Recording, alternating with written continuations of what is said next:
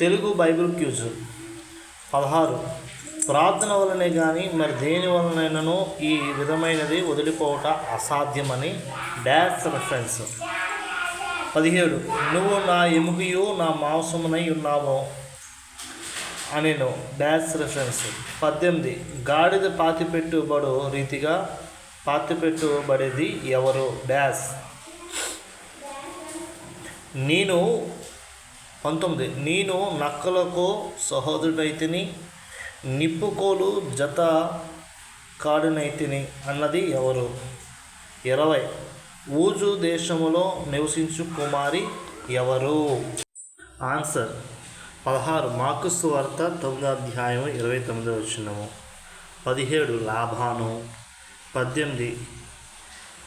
యెహోవాయు కీమోను యోధా రాజును.